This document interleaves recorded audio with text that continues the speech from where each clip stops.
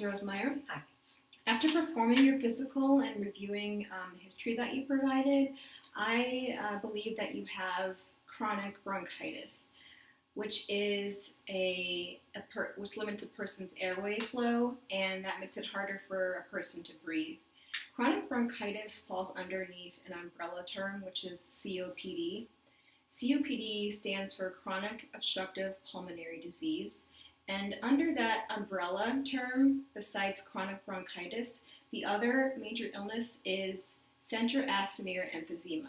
Now, the reason I think you have the chronic bronchitis rather than the central acinier emphysema is because of the symptoms that you have, which include the 10 months of coughing that you said that you have been experiencing, and that you've been coughing up a lot of mucus.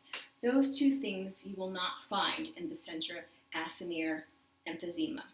To confirm or rule out whether you have the chronic bronchitis, I'm going to run some tests, which include a chest x-ray. I'm going to draw some blood, look at your blood gases to see if you have how much carbon dioxide is in your blood, for example, and I'm going to look at how well your lungs are functioning. Now, I see that you're a smoker of 35 years, and one thing that we could do in the meantime while we're waiting for those results is that we can quit smoking. It's important to quit smoking because of two reasons. If you have the disease, it can slow the progression of the disease. If you do not have the disease, it can prevent you from getting the disease.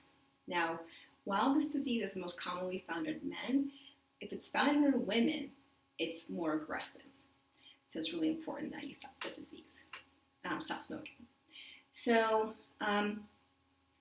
now there are some things that you can do right now to help ease your breathing.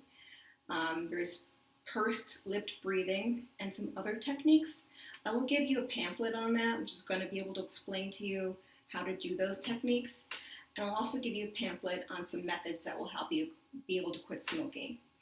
And I'd like to know if you have any questions. I just want to know why I have so much mucus.